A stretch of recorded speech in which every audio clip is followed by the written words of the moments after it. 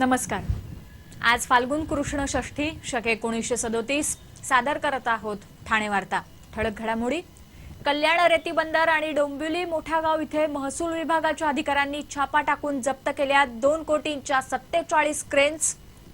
Police भरतीमध्ये पारदर्शकता आणण्याचा पोलिसांचा प्रयत्न आणि रंगावल्लीच्या वेदकुट्टी यांना 2 अज्ञात व्यक्तींकडून धमकी। या आणि इतर घडामोडी विस्तृतपणे पण काही क्षणातच। ठाणे वार्ता पहा श्रीस्थानक वाहिनीवर। आता सकाळी 9:15 पासून रात्री 9:15 पर्यंत ठाणे वार्ता, ठाण्यातील पहिलं दृकश्राव्य माध्यम। श्रीस्थानक वाहिनी ठाण्याची स्वतःची वाहिनी। ठाण्यातील घडामोडी, कार्यक्रम, वादविवाद, अगदी गाणी, नाटक याचा आनंद घर बसल्या पहा श्रीस्थानक वाहिनी। आपल्या ठाण्याचं हक्काचं व्यासपीठ श्रीस्थानक वाहिनी। ठाणे वार्ता आता संकेतस्थळावर देखील ठाणेवार्ता.com वर क्लिक करा आणि ठाण्याच्या घडामोडी जाणून घ्या। ठाण्यातील पहिलं ऑनलाईन माध्यम ठाणेवार्ता.com। नमस्कार मंडळी, दर रविवारी पाहायला विसरू नका। नमस्कार मंडळी, आपल्या प्रश्नांचं थेट उत्तर। ठाणे वार्ता पहा श्रीस्थानक वाहिनीवर। आता सकाळी 9:15 पासून रात्री 9:15 पर्यंत ठाणे वार्ता, ठाण्यातील पहिलं दृकश्राव्य माध्यम। ठाण्यामध्ये रांगोळीवरून सुरू झालेलं राजकारण आता अगदी हीन पातळीवर पोहोचलं असून रंगावल्लीच्या वेदकट्टी यांना 2 अज्ञात व्यक्तींनी धमकी देण्याचा प्रकार घडला आहे। गेली जवळपास 15 वर्ष गावदेवी मैदानात नववर्षाच्या पूर्वसंध्येवर रांगोळी चितारणाऱ्या वेदकट्टी यांना यंदा गावदेवी मैदान मिळू शकलं नाही। यामागे बरंच राजकारण घडलं। याचं वृत्त 2 दिवसांपासून सर्वत्र झळकत आहे। या वृत्तानंतरच ही धमकी देण्यात आली आहे। वेदकट्टी यांना रोज संध्याकाळी 12 बंगला परिसरात फिरायला जाण्याची सवय आहे। नेहमीप्रमाणे काल संध्याकाळी फिरून ते आपल्या गाडीजवळ आले असताना 2 अज्ञात व्यक्ती दुचाकीवरून आल्या। त्यांनी वेदकट्टी यांना थांबवून जे काही चाललं आहे ते थांबवा, नाहीतर वाईट परिणाम होतील अशी धमकी दिली। त्याचप्रमाणे हे न ऐकल्यास रांगोळी काढता येणार नाही अशी अवस्था करू असंही वेदकट्टी यांना धमकावण्यात आलं। गेले काही दिवस वेदकट्टी यांना निनावी दूरध्वनी येत होते, मात्र आता प्रत्यक्ष भेटून धमकी देण्यात आल्यामुळे वेदकट्टी यांनी कोपरी पोलीस ठाण्यात या धमकी विरोधात तक्रार नोंदवली आहे। एकूणच रांगोळी काढण्यावरून सुरू झालेलं हे राजकारण फारच खालच्या थरावर उतरलं असल्याचं दिसत आहे। ठाणे महापालिकेच्या प्रभाग क्रमांक 19 अ मध्ये चौरंगी लढत होण्याची चिन्ह आहे। प्रभाग क्रमांक 19 अ मधील शिवसेना नगरसेवक लॉरेन्स डिसोजा यांचं नगरसेवक पद रद्द झाल्यानं ही पोटनिवडणूक येत्या 17 एप्रिलला होत आहे। या पोटनिवडणुकीमध्ये आघाडीमध्ये बिघाड झाला आहे। राष्ट्रवादी काँग्रेसचे देवराम भोईर यांनी या प्रभागातून आपला उमेदवारी अर्ज दाखल केला असतानाच अगदी अखेरच्या क्षणी काँग्रेसच्या वतीनं तन्मय भोईर यांनीही अर्ज दाखल केला आहे। शिवसेनेतर्फे सुनील पाटील तर अपक्ष म्हणून लीना पाटील यांनी अर्ज दाखल केल्यानं या प्रभागामध्ये चौरंगी लढत अपेक्षित आहे। काँग्रेसनं या प्रभागातून आपला उमेदवार दिल्यानं त्याचा फायदा शिवसेनेला होण्याची शक्यता व्यक्त होत आहे। T20 विश्वचषक स्पर्धा अंतिम टप्प्यात आली असतानाच या सामन्यादरम्यान खेळल्या जात असलेल्या जुगाराचा पर्दाफाश झाला आहे। ठाणे गुन्हे अन्वेषण शाखेनं विश्वचषक साखळीतील क्रिकेट सामन्यांवर जुगार खेळणाऱ्या चौकडीला जेरबंद केला आहे। सध्या सुरू असलेल्या T20 विश्वचषक स्पर्धेतील 26 मार्चच्या दिल्लीतील सामन्यावर जुगार सुरू असल्याची माहिती ठाणे पोलिसांना मिळाली होती। त्यानुसार पोलिसांनी घोडबंदर रस्त्यावरील हावरे सिटीतील एका सदनिकेवर अचानक छापा टाकला। तिथे संजय माणेक, प्रतीक राघवाणी हे दूरध्वनीवरून सट्टा घेत असल्याचं आढळलं। त्यांच्याकडून 2 mobile, 1 laptop, 1 LED TV, set top box जप्त करण्यात आला।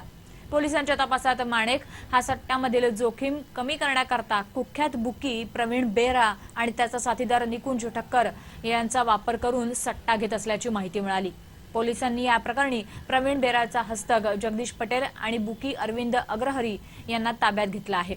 IPL स्पर्धेत 2 वर्षांपूर्वी स्पॉट फिक्सिंग गाजलं होतं। त्यात प्रवीण बेरा हा प्रमुख आरोपी होता। त्याला यापूर्वीही अनेकदा अटक झाली असून पोलीस त्याचा कसून शोध घेत आहेत। कल्याण रेती बंदर तसंच मोठा गाव इथे महसूल विभागाच्या अधिकाऱ्यांनी छापा टाकून 2 कोटींच्या क्रेन्ससह 4,500 ब्रास रेती साठा जप्त केला आहे। डोंबिवली मोठा गाव येथील रेती बंदरात बेकायदेशीररित्या रेती उत्खननाचं काम सुरू असल्याची माहिती जिल्हाधिकाऱ्यांना मिळाली होती। त्यांनी कल्याण प्रांत अधिकारी प्रसाद उकरडे आणि कल्याण तहसीलदार किरण सुरवसे यांना या ठिकाणी पाठवलं होतं। या दोघांनी पोलीस बंदोबस्तात या ठिकाणी कारवाई करून 33 क्रेन तसंच 400 ब्रास रेती साठा जप्त केला। दिवसभरात अशाच प्रकारची कारवाई कल्याण रेती बंदर इथे करण्यात आली। या कारवाईत 14 क्रेन्स तसंच 4000 ब्रास रेतीचा साठा जप्त करण्यात आला। जप्त केलेल्या क्रेनची एकूण किंमत 2 कोटी रुपये आहे। ठाणे वार्ता पहा श्रीस्थानक वाहिनीवर। आता सकाळी 9:15 पासून रात्री 9:15 पर्यंत ठाणे वार्ता, ठाण्यातील पहिलं दृकश्राव्य माध्यम। आपला परिसर स्वच्छ आणि सुंदर ठेवण्यासाठी ठाणे महापालिकेत सहकार्य करा। ओला सुका कचरा वेगवेगळा जमा करा आणि रोगराईपासून मुक्तता मिळवा। ठाणे वार्ता आता संकेतस्थळावर देखील ठाणेवार्ता.com वर क्लिक करा आणि ठाण्याच्या घडामोडी जाणून घ्या। ठाण्यातील पहिलं ऑनलाईन माध्यम ठाणेवार्ता.com। डॉक्टर आणि रुग्णांचं पिढ्यानपिढ्यांचं जिव्हाळ्याचं नातं म्हणजेच डॉक्टर बेडेकर हॉस्पिटल। आता अत्याधुनिक सोयी सुविधा आणि तंत्रज्ञान युक्त वंध्यत्व निवारण केंद्रात IVF आणि टेस्ट ट्यूब बेबीची ही सुविधा। डॉक्टर बेडेकर हॉस्पिटल, महर्षी कर्वेपथ, ठाणे। 65 वर्षांची निरंतर सेवा। ठाणे वार्ता पहा श्रीस्थानक वाहिनीवर। आता सकाळी 9:15 पासून रात्री 9:15 पर्यंत ठाणे वार्ता, ठाण्यातील पहिलं दृकश्राव्य माध्यम। पोलीस भरतीच्या वेळी काही उमेदवारांना झालेल्या त्रासामुळे पोलीस यंदा सतर्क झाले असून यावेळच्या पोलीस भरतीमध्ये आधी वैद्यकीय चाचणी आणि मग शारीरिक चाचणी घेतली जात आहे। ठाणे पोलीस आयुक्तालयामध्ये 230 जागांसाठी 42,000 अर्ज आले आहेत। पोलीस भरतीची प्रक्रिया पारदर्शक पद्धतीने व्हावी यासाठी यंदा विशेष प्रयत्न करण्यात आले आहेत।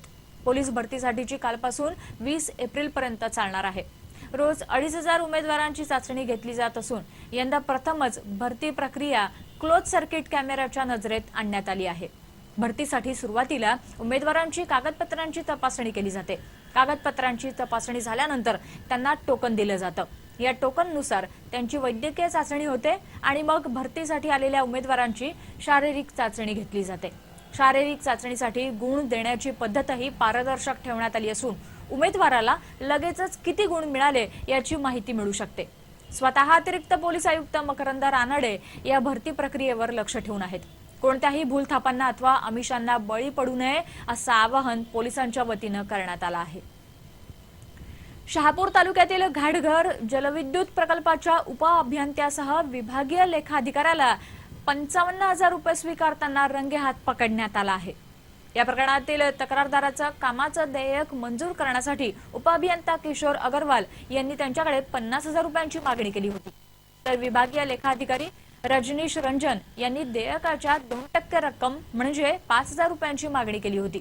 तक्रारदाराच्या तक्रारीनंतर लाचलुचपत प्रतिबंधक विभागाच्या अधिकाऱ्यांनी अग्रवाल यांना 50,000 तर रंजन यांना 5,000 रुपये स्वीकारताना रंगेहात पकडलं।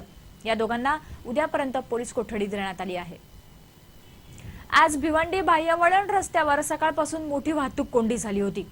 मानकोली नाक्याजवळ अवजड वाहनं नादुरुस्त झाल्यामुळे ही वाहतूक कोंडी झाल्याचं सांगण्यात आलं। भिवंडी बाह्यवळण रस्ता हा आधीच मोठ्या रहदारीचा रस्ता आहे। जरा खुट्टू झालं की या रस्त्यावर वाहतूक कोंडी ही नित्याचीच बाब आहे। त्यातच आज अवजड वाहनं बंद पडल्यानं या हालात आणखी भर पडली। ही बंद पडलेली अवजड वाहनं दूर करण्यासाठी केल्या जात असलेल्या उपाययोजनेमुळे वाहतूक कोंडीत आणखीनच भर पडली। या रस्त्यावर वाहनांच्या लांबच लांब रांगा लागल्या होत्या। वाहतूक पोलिसांनी ही कोंडी दूर करण्याचा प्रयत्न केला, पण तरीही या रस्त्यावर बरेच तास वाहतूक कोंडी अनुभवायला मिळत होती।